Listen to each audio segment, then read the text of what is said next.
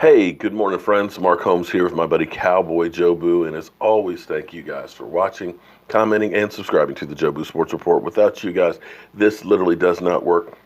Let's get open for business, and thank you for joining this morning's edition of Don't Sleep on the Dallas Cowboys, because you literally cannot sleep on the Dallas Cowboys because things happen late in the evening, late at night, first thing in the morning, so you want to be up to speed with all that is America's team. And here it is, already Thursday, Thirsty Thursday. And we have the Jets versus the Cleveland Browns. And I got to tell you, I'm looking forward to that game because I want to see if the Browns can finally get a victory and to see how those fans react when they get free beer. Will they literally burn the place down? Stay tuned for that one. But this week is an important week because we're going to Seattle to play the Seattle Seahawks. And this is a big game because if we can get a victory here on the road victories are always key, even though the Cowboys buck the trend and have a better road record over the last 10 years than a home record, still crazy to me. If we can get a victory in Seattle, which is a hard place to play, that's big. It'll set us up for the next couple of games because this is the soft point of the schedule. We have some winnable games coming up, so you want to start this series off really good. Now, Vegas has us as a 1.5 underdog. Generally speaking, the home team will always get 3 points.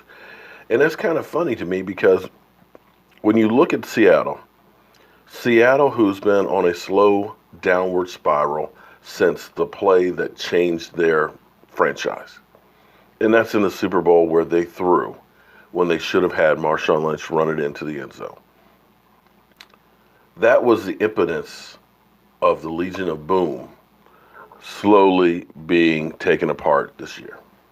That was the end of Chris Richard finally being there because of the divisive locker room between the offense, Russell Wilson, Pete Carroll, versus the defense that blamed them for not getting that ring. So Pete Carroll did a power grab. And basically, he stuck by quarterback because quarterbacks, having a franchise one, is a hard thing to do. He had to lean on the quarterback and start all over on the defense. And this is a team that is truly rebuilding.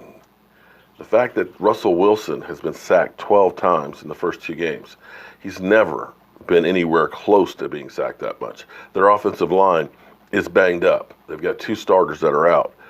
And when you're looking at facing the Dallas Cowboys pass rush, that's not good. But let's keep in mind, we're talking about playing in Seattle. I've been to quite a few stadiums in the NFL, and I got to tell you, there's no place like playing in Seattle.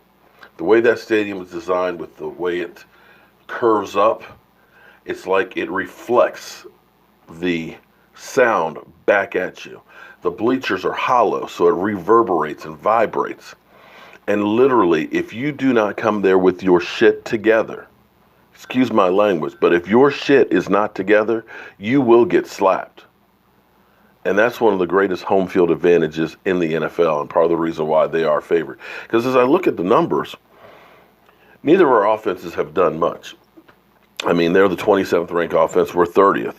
But defensive-wise, right now, we're the 4th ranked defense versus them being the 20th. Now, I know some of that's skewed by the teams that you're playing, and I know a lot of people say, well, you played the New York stinking Giants, and they're an Epton offense, and yada, yada, yada.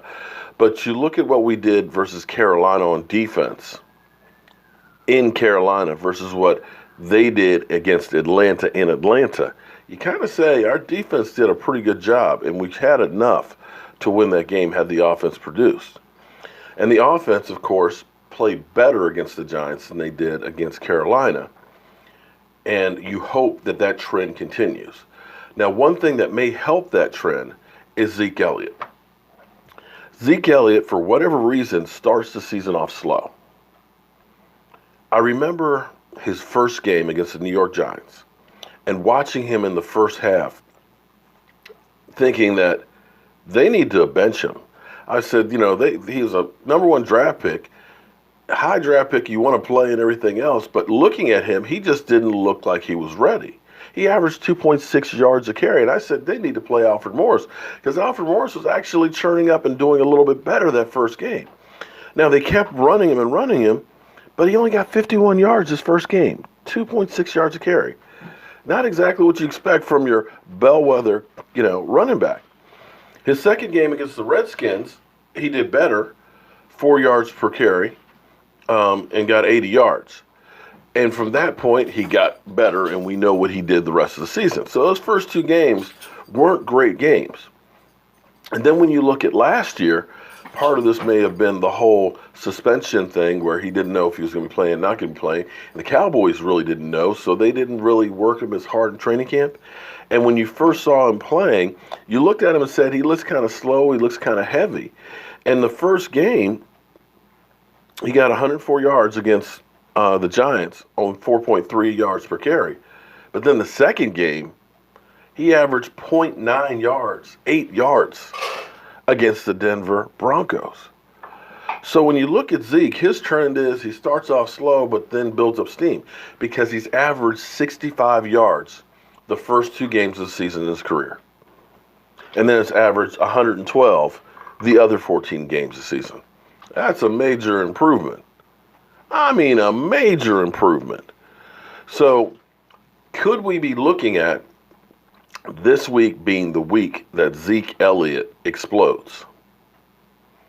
And here's the thing with this offense. And I know a lot of people keep saying, hey, we don't throw for 300, 400 yards. Dak sucks. But here's what you got to understand. If we get into situations where Dak has to throw for 300, 400 yards, we're not playing our football. What you have to understand is this is a ball control, eat up the clock, keep the ball away from the other team offense. You grind it out. And if you can get Zeke Elliott to start running and churning off those yards, because see, already this season, he's averaging 4.6 yards a carry. That's far and away better than what he started out the seasons before. It's a lot better than half a yard better than what he did all of last year, which was only 4.1. It's still short of that 5 yards a carry that he had his rookie year, but he's starting off pretty good. The problem thus far is he's only had 15 and 17 carries the first two games. We got to get him the ball more. But if we can get him churning that ball up some more, it's going to make it better and easier for the rest of the offense. Because guys are going to have to get back to putting 8 men in the box. And then your wide receivers will start having one-on-one coverage, as well as Dak starting to get used to these receivers and these parts. Every week we're throwing different guys out there that haven't really worked with Dak that much. Given time, given reps, they'll start clicking better and better. And eventually that chemistry will develop with a couple of these guys that's not there just yet. At least that's the way I see it. So give it some time before we go through. But I want you to think about this. Dak Prescott against the Green Bay Packers, his rookie year in the playoffs, threw for over 300 yards, 3 TDs in a shootout against Aaron freaking Rodgers. And I got to tell you, I just hate Aaron Rodgers. God, I hate that guy. That smug look at him. Oh. But we lost that game. And when you look at games like last weekend, where you had 19 quarterbacks throw for over 300 yards, yet only 6 of them won. It's only a third. Let me say that again. 19 teams threw for over 300 yards, but only 6 won. That's a 31% winning percentage of throwing over 300 yards. It's not real good. And I know the trolls, the Walking Dead out there will say, oh, so now you're saying that Dak is only good if he doesn't throw the football. I'm not saying that. But what you have to understand is if we can control the clock, if we can, as you put it, dink and dunk down the field and keep the ball from the other team, if we can keep that score down low and consistently score, more times than not, you're going to come away with a victory. That's the makeup of this team. Now, you can be the high-flying Pittsburgh Steelers like last weekend that threw all over the place, but yet still lost. I'll take a victory any way I can get it. Because in the end, it doesn't matter if you won by 50 or by 1. It only matters that you win. So as always, friends, I want to thank you all for watching, commenting, and subscribing to the Joe Boo Sports Report. Without you guys, this literally does not work. We'll see you later on with any news on the Dallas Cowboys. I'm Mark Holmes with Cowboy Joe Boo, and I'll see you soon.